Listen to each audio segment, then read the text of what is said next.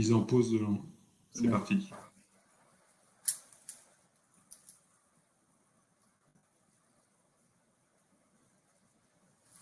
Bonjour à toutes et à tous, très heureux de vous accueillir aujourd'hui. Je suis Guillaume Etfiler, le directeur des ventes Soprema pour le marché de l'étanchéité.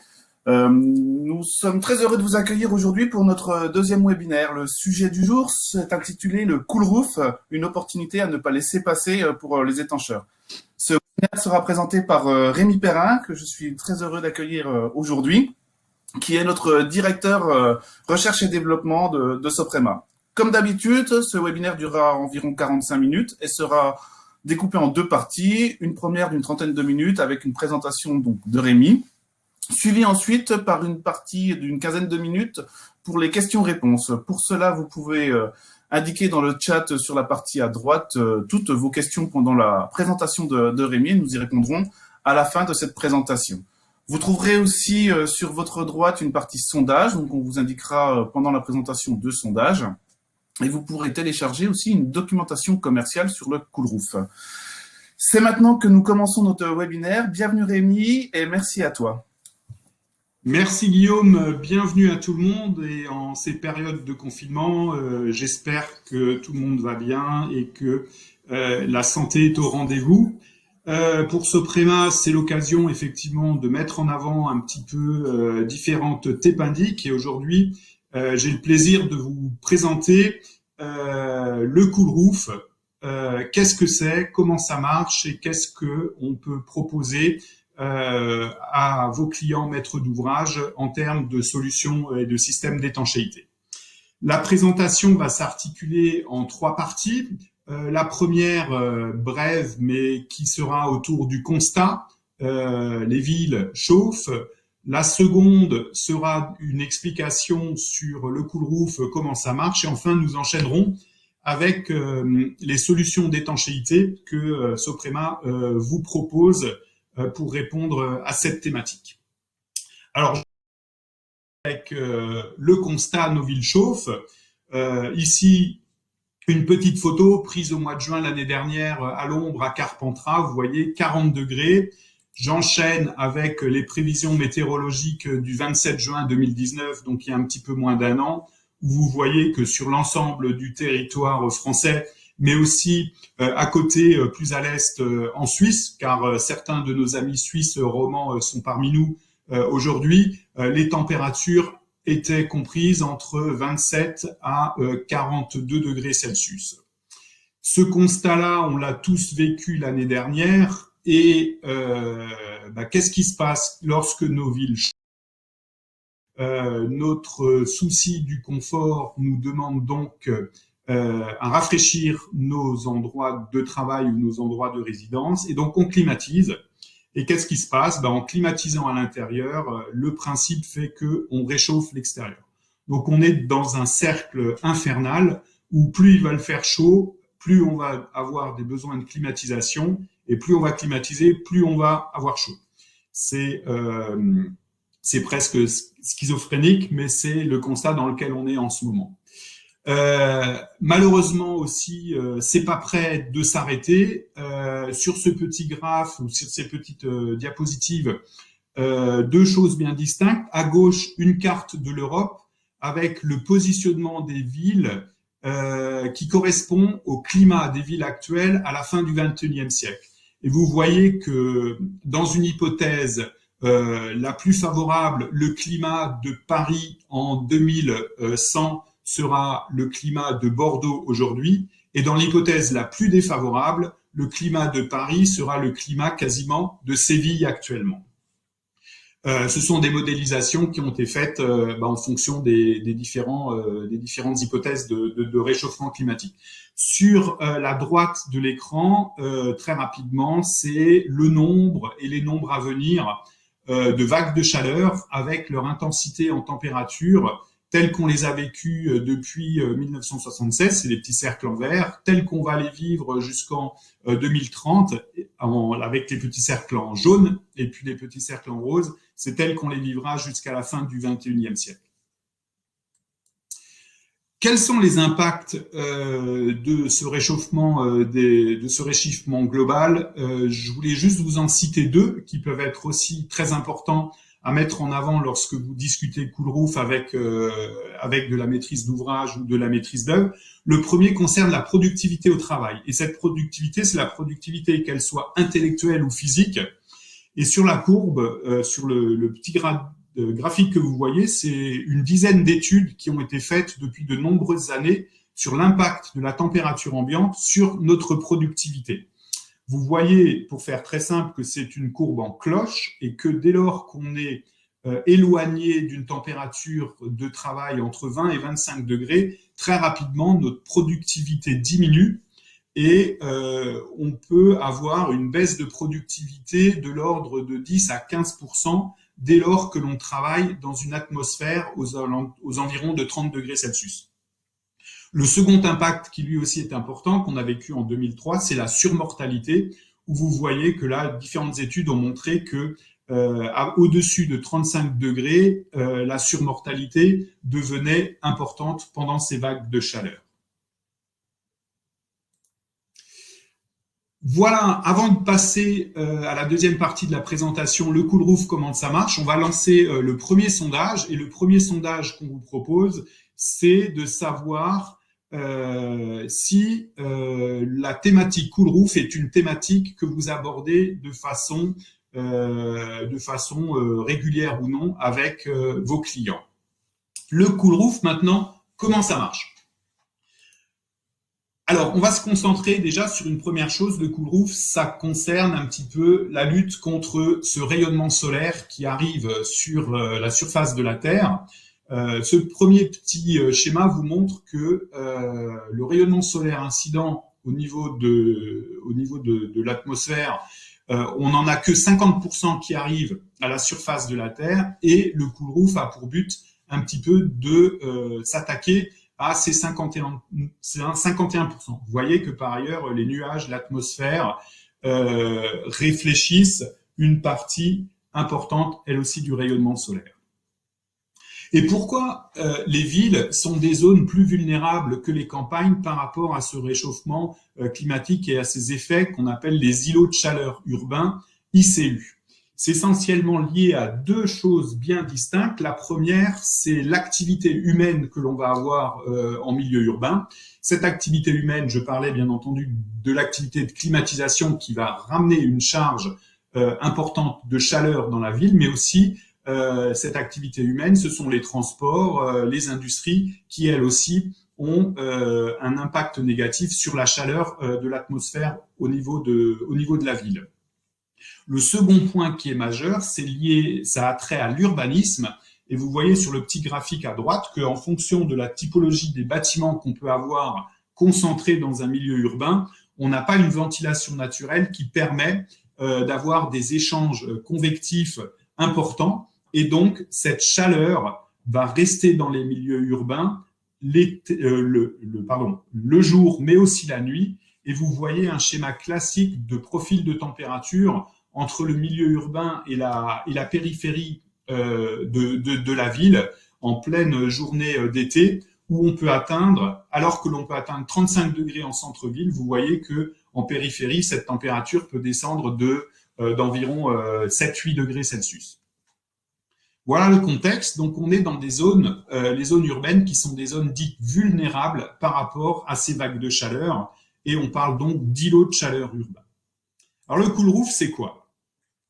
Le Cool Roof, c'est une solution qui est pas nouvelle, qui a été développée depuis bien longtemps dans les pays chauds, qui va avoir pour objectif de réfléchir un maximum de l'énergie du soleil et ne pas la conserver dans les matériaux ou dans le milieu urbain.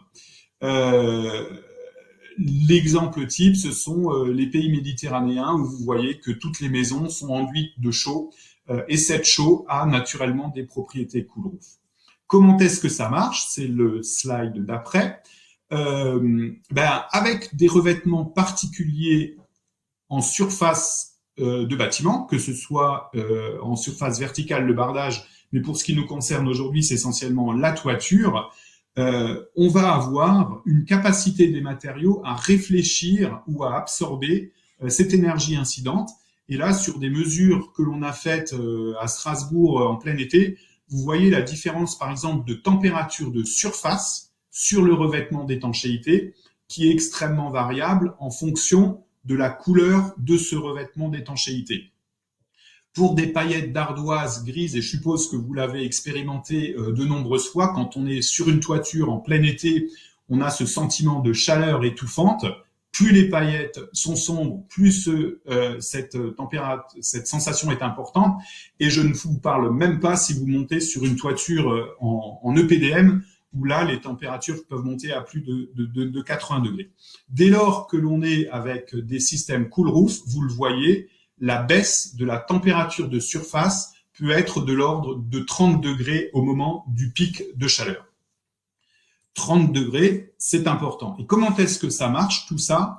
En fait, le rayonnement solaire, il y en a une partie naturellement qui va être réfléchie, il y en a une partie qui va être transmise à l'intérieur du bâtiment et il y en a une partie qui va être stockée dans les matériaux de surface et qui peut plus ou moins être réémise la nuit dès lors qu'il n'y a plus de rayonnement solaire.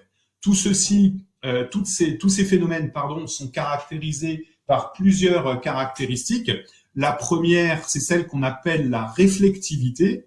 Et la réflectivité, c'est la capacité d'une surface à réfléchir le rayonnement solaire visible vers l'atmosphère. Donc cette réflectivité ne concerne que le rayonnement visible. Ça s'appelle aussi l'albédo. Et c'est un chiffre qui se promène entre 0 et 100, 100 étant la réflectivité maximum, 100 étant par exemple la réflectivité d'un miroir qui va complètement réfléchir l'énergie, le spectre visible du soleil. 0 étant ce qu'on appelle un corps noir qui lui va complètement garder toute cette partie visible. La seconde caractéristique qui elle aussi est très importante, c'est l'émissivité. L'émissivité d'un matériau, c'est la capacité à réémettre l'énergie infrarouge absorbée. Donc là, on ne la voit pas, on n'est pas dans le spectre visible du soleil, mais on est dans le spectre infrarouge. Et le spectre infrarouge du soleil, c'est le spectre le plus énergétique. Et cette capacité à réémettre cette énergie infrarouge, c'est ce qu'on appelle l'émissivité. C'est aussi un chiffre entre 0 et 100%.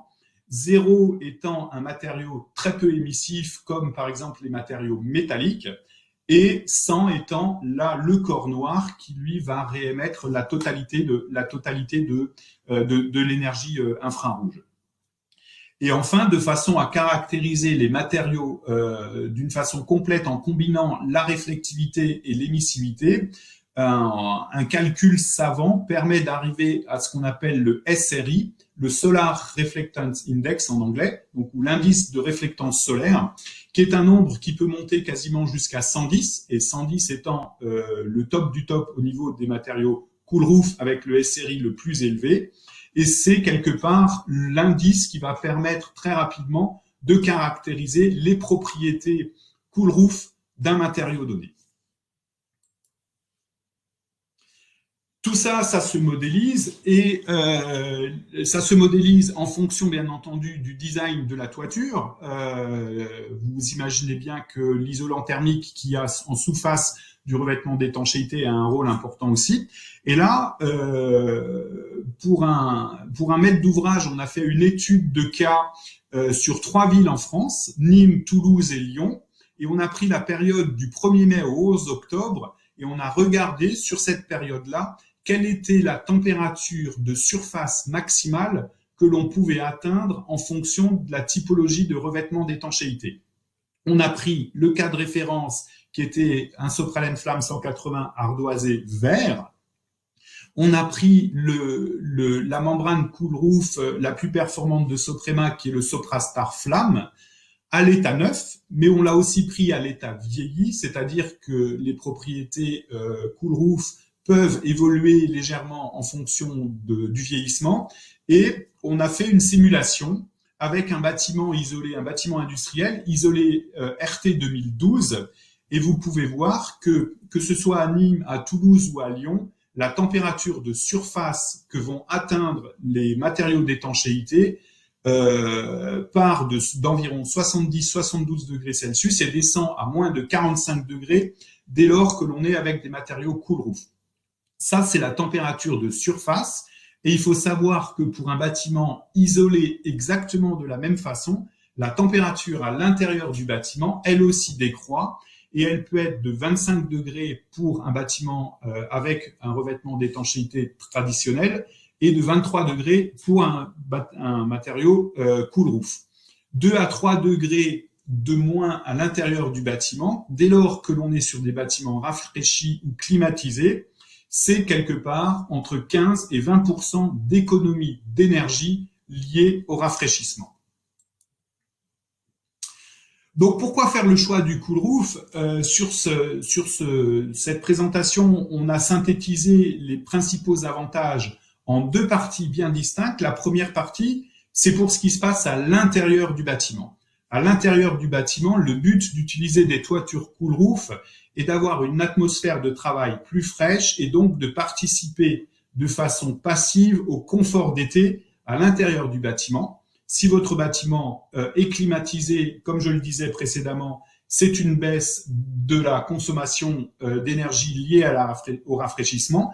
Et en fonction de la typologie du bâtiment, on peut avoir des baisses de la température intérieure uniquement liées à la présence de membranes cool roof qui peuvent atteindre moins 3 degrés Celsius. Pour ce qui est de l'extérieur du bâtiment, on a un impact au niveau du bâtiment lui-même. Les impacts au niveau du bâtiment, c'est des températures de surface des matériaux plus faibles. Ce sont des matériaux d'étanchéité qui vont vieillir mieux dans le temps. C'est aussi des matériaux qui vont moins gigoter. La stabilité dimensionnelle des membranes d'étanchéité, c'est quelque chose de bien connu. Si la température de surface maximum est de 40 degrés, on comprend bien que l'instabilité dimensionnelle est complètement différente que si les matériaux montent à plus de 70-80 degrés Celsius. Ça, c'est pour ce qui se passe au niveau du revêtement d'étanchéité. Sur certains bâtiments, on a aussi des équipements, et les équipements, notamment d'air conditionné, vont mieux fonctionner plus l'air l'air environnant de ces équipements est froid. Donc, on a une durée de vie, aussi une amélioration de la durée de vie, et de la performance des équipements de climatisation. Ça, c'était à l'échelle du bâtiment et à l'extérieur du bâtiment. Et après, la toiture cool roof a aussi un effet sur la réduction des îlots de chaleur urbains et va contribuer à baisser d'environ 50% l'impact d'un bâtiment sur l'effet de ce bâtiment sur l'îlot de chaleur. Et par cet effet de diminution de température et donc de réduction de l'impact du bâtiment sur les îlots de chaleur urbains, c'est une réduction des émissions de gaz à effet de serre. Donc, pour résumer un petit peu la situation du cool roof, si on prend des photos infrarouges et des photos dans le visible, comme vous voyez ici, vous voyez que le bleu, c'est frais, le rouge, c'est chaud. Le cool roof est une des solutions pour rafraîchir la surface des villes. Ce n'est pas la seule.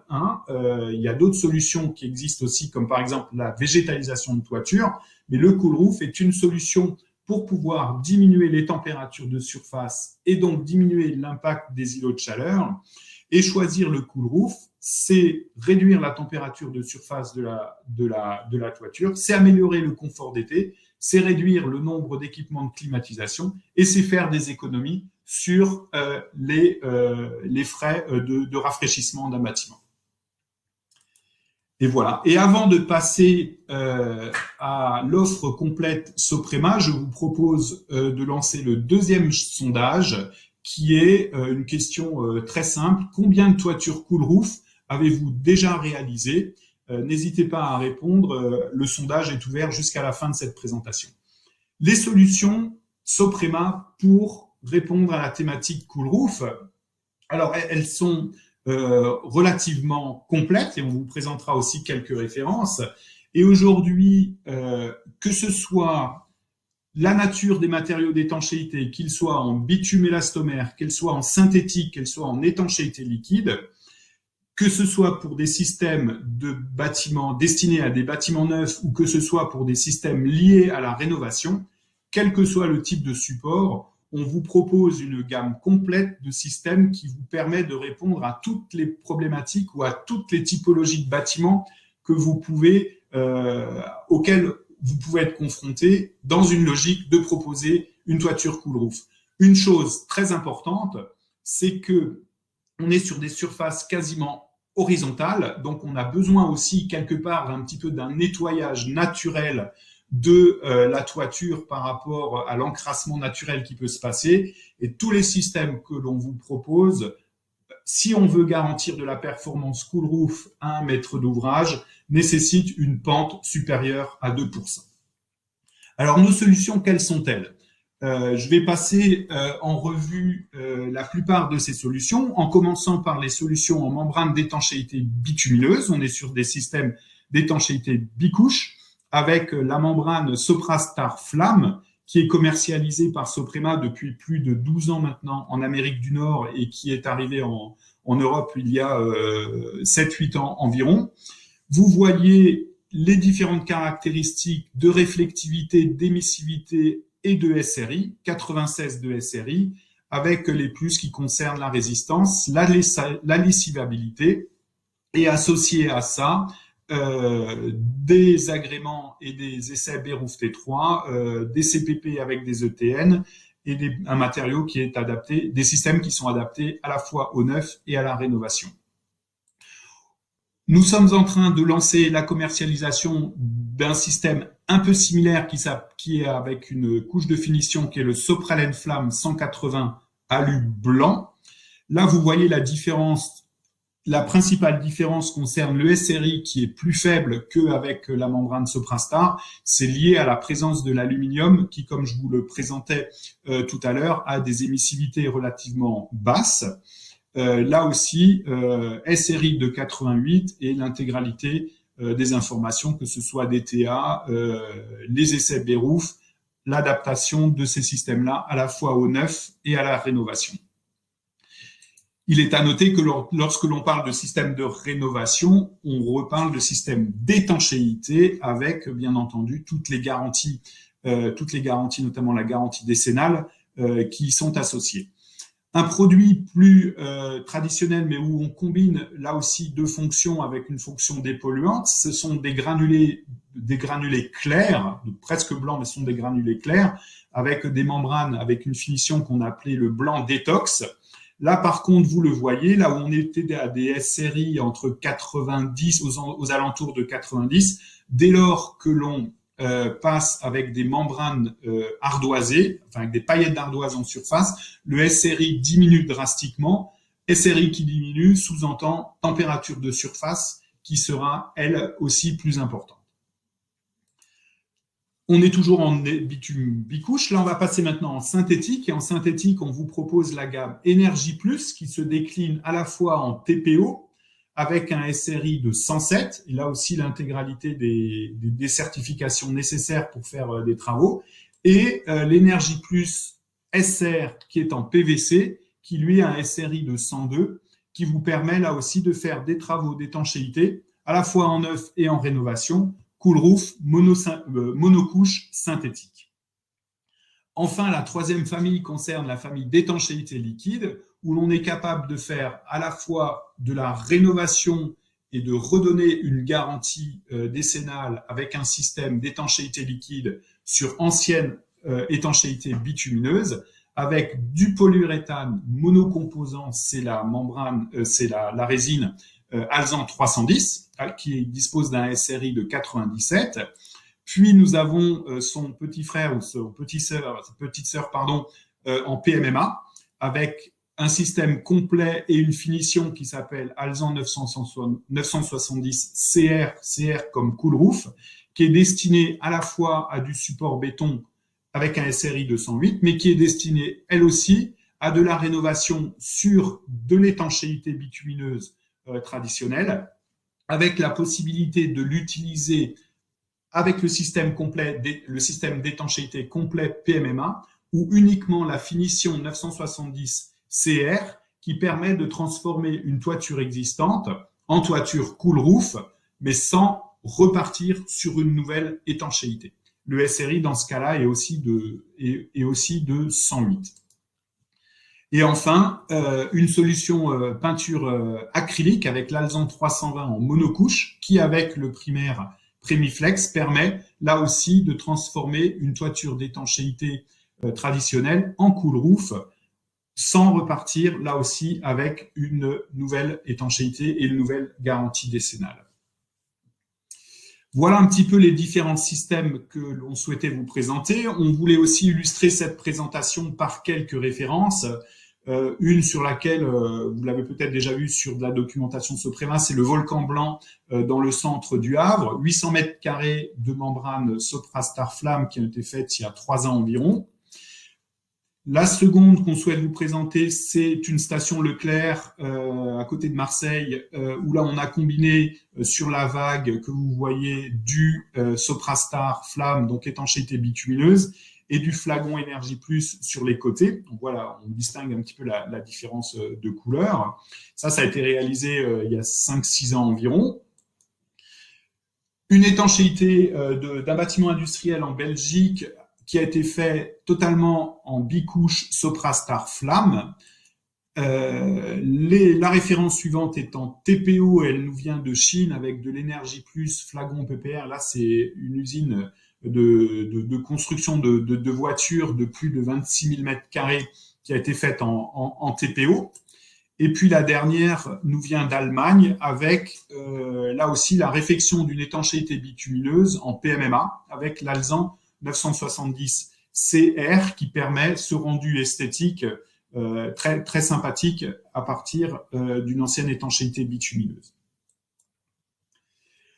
Avant de terminer cette présentation, il était aussi important pour nous de vous informer que l'on a associé à toute cette thématique Cool Roof des outils qui permettent de vous accompagner et d'accompagner la maîtrise d'ouvrage ou la maîtrise d'œuvre dans de la simulation thermodynamique et de la simulation thermique dynamique sur quel va être l'impact du Cool Roof sur les consommations d'énergie de mon bâtiment.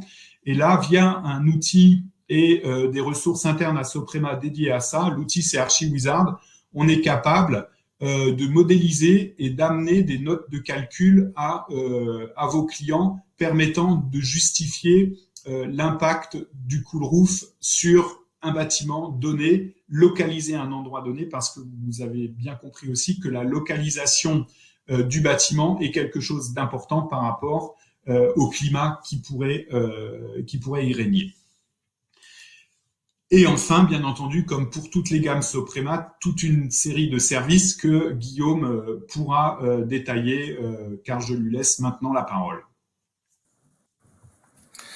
Merci Rémi pour cette très belle présentation. Donc, comme l'a indiqué lors de cette présentation sur le webinaire, plusieurs types de solutions, plusieurs produits vous ont été présentés. Donc, vous l'avez bien compris, tout ce qui est bitume, mais bien sûr aussi tout ce qui est PVC, TPO, résine.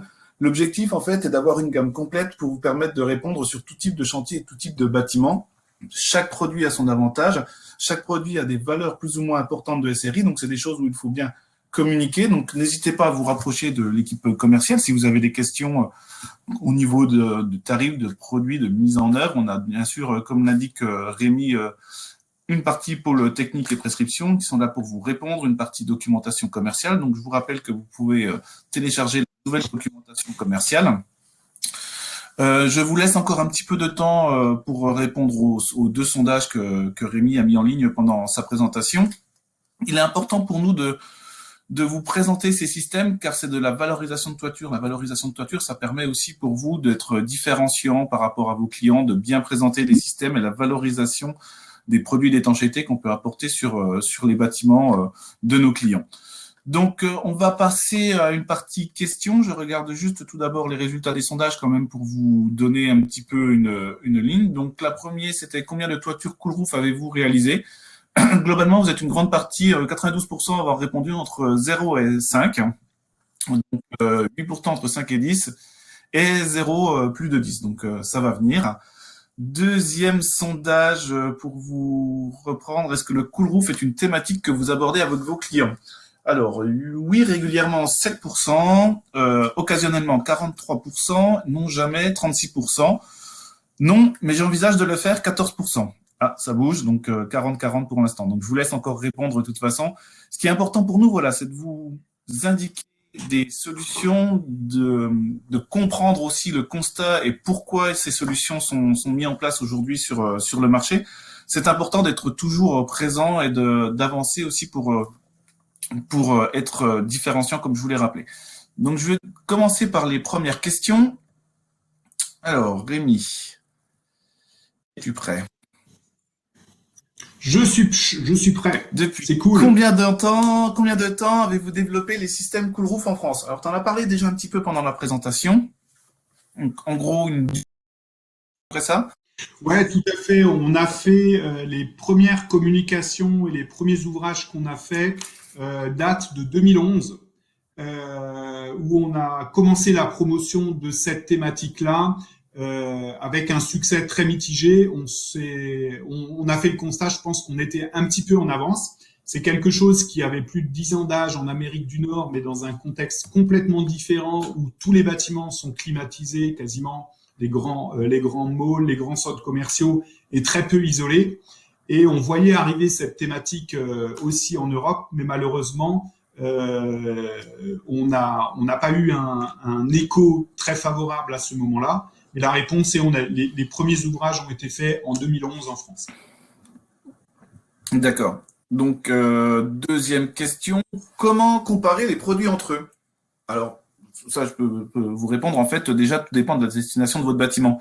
Donc, les solutions résine, si vous allez avoir du neuf, de la rénovation. Donc, nous, on pourra aussi vous apporter en fonction des produits, comment elles sont visées techniquement. Ce que disait Rémi dans la présentation aussi, c'était la partie qui est importante, c'est le savoir si oui ou non vous allez répondre sur de l'étanchéité ou juste une couche de finition pour répondre à du cool roof.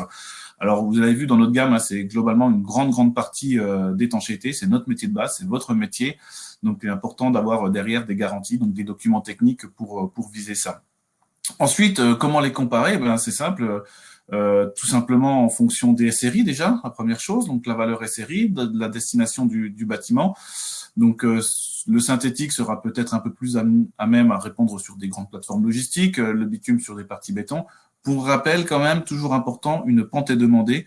Donc en rénovation, toujours surveiller le niveau de pente. Comme l'a dit Rémi, c'est que tous les produits Cool Roof demandent une pente tout simplement pour être enfin c'est pas auto-nettoyable, mais en tout cas rester certainement le plus longtemps propre possible. Ensuite, vous avez comme d'habitude les entretiens traditionnels sur vos toitures. Donc le comparatif de base sera les valeurs SRI, donc le mix de calcul entre la réflectivité et l'émissivité. Ce qu'il faut bien comprendre, c'est ça, c'est comment bien mettre en avant les niveaux de SRI pour bien expliquer à vos clients. Plus c'est élevé, mieux c'est. Rémi, peut-être une autre partie par rapport à ce que je viens de dire?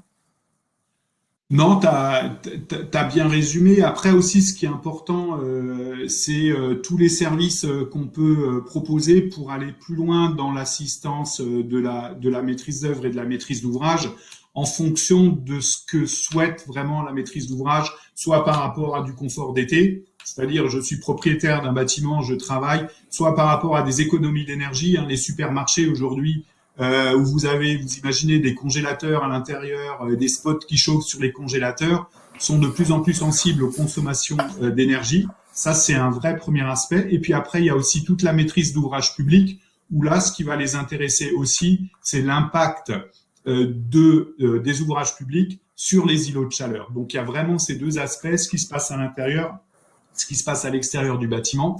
Mais effectivement, les SRI sont un point de comparaison très important entre les différents matériaux.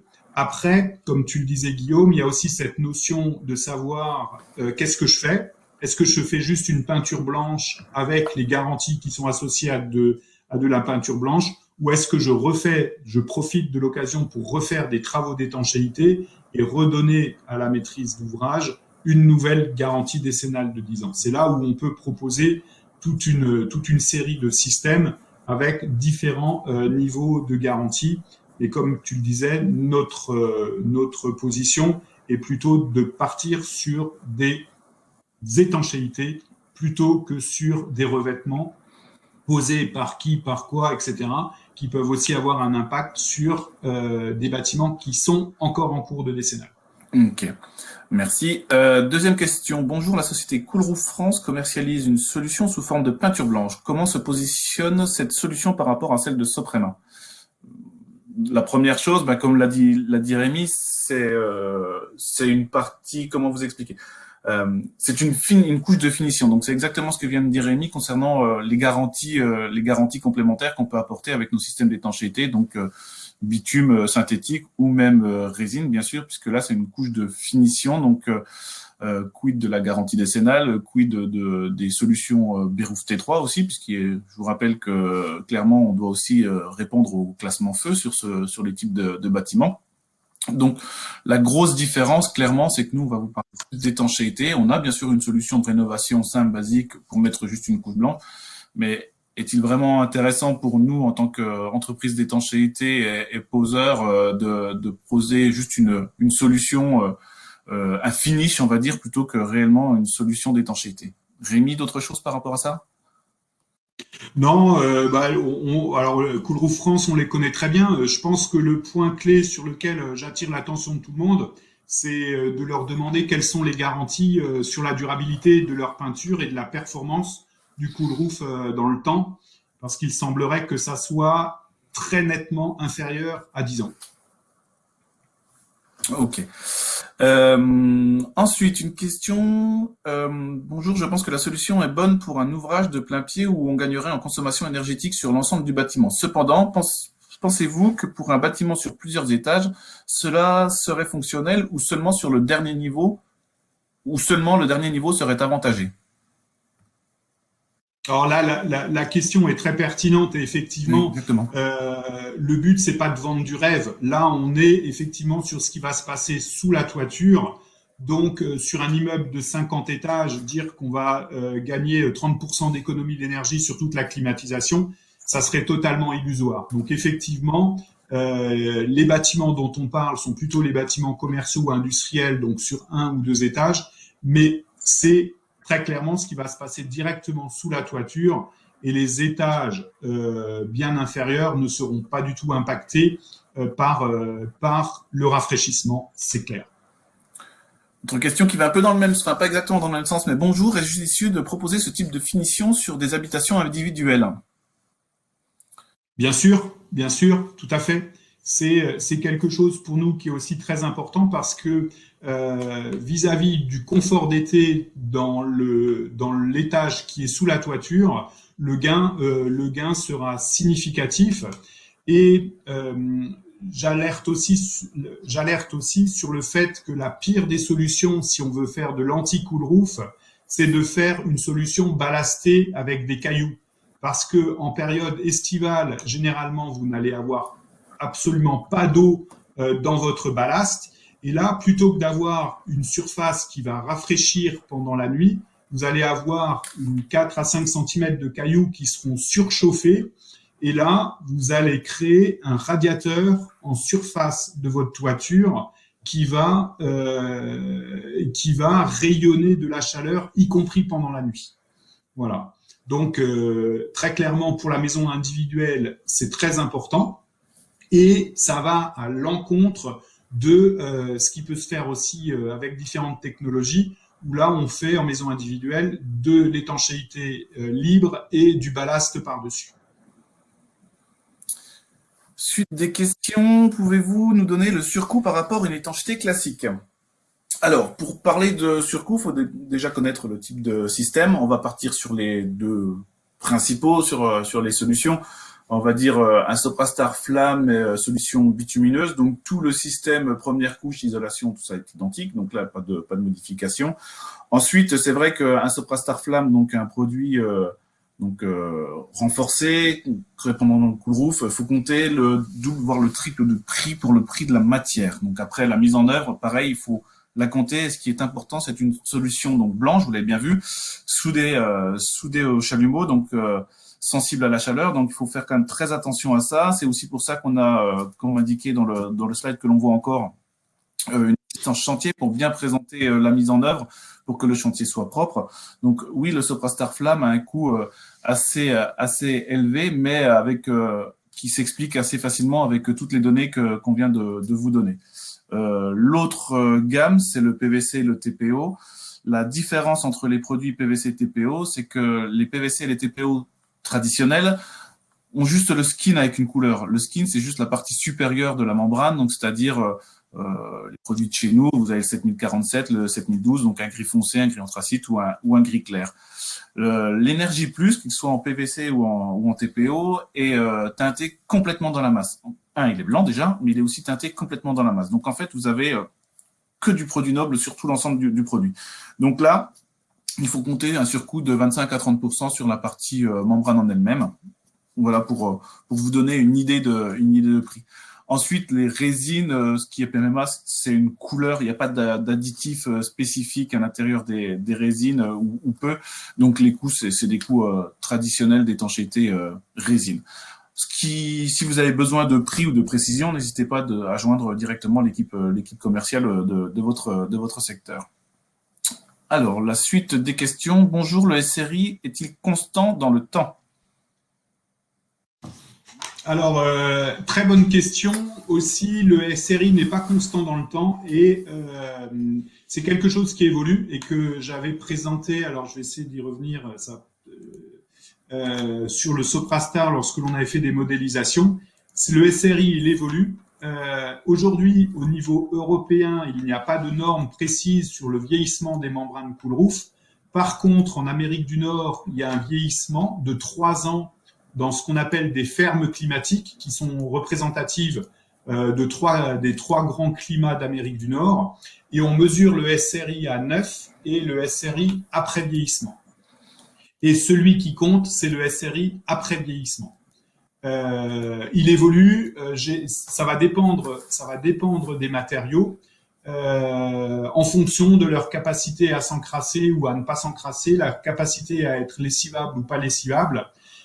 Si je donne l'exemple du Soprastar Flamme, le SRI à l'état neuf, il est de 96 et il est de 82 après vieillissement 3 ans selon les tests américains. Et c'est effectivement quelque chose qu'il faut avoir à l'esprit, c'est que le SRI, il vieillit en fonction des conditions climatiques et nécessite aussi idéalement d'avoir un contrat d'entretien ou en début de période chaude, donc c'est-à-dire vers le mois de mai-juin, on passe sur la toiture pour nettoyer à grandes eaux toutes les particules ou toutes les flashs d'eau qui auraient pu déposer de la poussière, pas forcément blanche, en surface de la toiture. Donc, tu viens de répondre en même temps à une deuxième question. On me demandait si, entre le contrat d'entretien pour le cool-roof, prévoit-il des choses spécifiques, pas plus que ça, un passage traditionnel et un nettoyage, quoi. Donc ça peut être à l'eau à la raclette pour éviter de noircir l'étanchéité. En gros, c'est ça, quoi.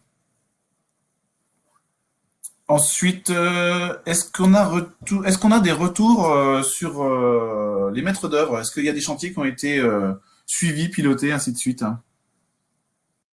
Alors, on a 2-3 chantiers qui sont suivis avec des maîtres d'œuvre et des maîtres d'ouvrage avec lesquels on a développé ça. Il y en a notamment un à La Rochelle sur la plateforme Tipeee où on suit effectivement l'évolution de la réflectivité et de la température de surface dans le temps et où on a même suivi pendant 1 an tous les jours pour voir comment est-ce que ça évoluait en fonction de la météo et les résultats sont quand même plutôt très positifs.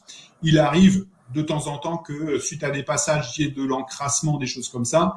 Et on propose aussi des petits patchs pour pouvoir venir, le cas échéant, faire des patchs là où il y aurait eu des traces de pas, sales et des choses comme ça, à gauche et à droite.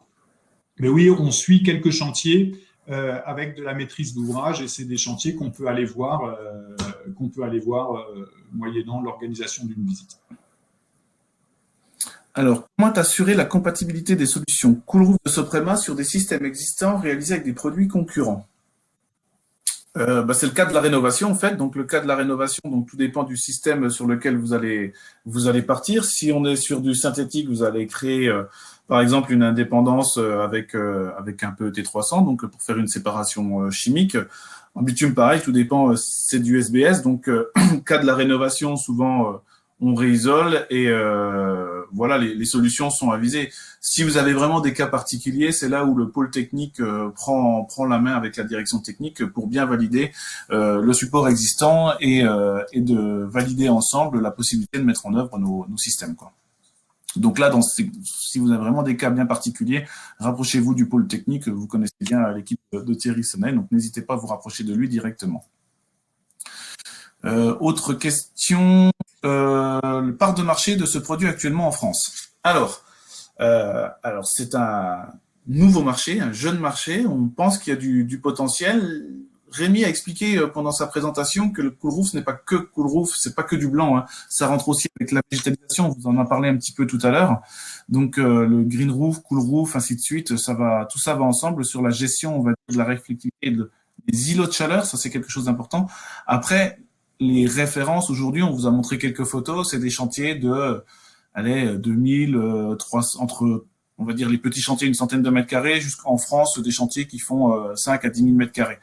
Le potentiel, réellement, c'est plutôt sur de la plateforme, des magasins, des choses comme ça. Donc, faut pas rêver, c'est pas 50% de part de marché, mais il y a des clients qui sont vraiment sensibles à ces produits et à ce souci d'environnement et aussi de confort à l'intérieur du bâtiment. Comme l'a bien dit Rémi, 3 degrés gagnés à l'intérieur du bâtiment, ça représente pas grand-chose, mais juste pour un exemple, c'est clairement, votre chambre à coucher elle est à 19 degrés, le salon c'est 22 degrés. Voilà la différence et le confort, vous le sentez réellement. Donc, dans un bâtiment, pour la consommation et la surconsommation électrique, c'est important ces 3 degrés. Donc, les gens sont sensibles, c'est un gros travail de prescription. Donc, on a notre partie là-dessus en présentation, ce que l'on fait aujourd'hui, mais ce qu'on fait aussi auprès des architectes et des constructeurs de bâtiments, mais aussi vous avez aussi votre action à faire sur cette partie-là. Donc les parts de marché aujourd'hui, elles sont minimes sur le marché français. Par contre, c'est un marché où il y a un potentiel de développement, ça c'est clair, quoi. C'est bien pour ça en fait. Et l'intitulé de la présentation, c'est une opportunité à ne pas laisser passer, quoi. C'est un sujet. Et Guillaume, j'ajouterais des typologies de bâtiments où il ne devrait même pas y avoir de discussion. Là, on vient de terminer il y a quelques semaines la patinoire de Dunkerque.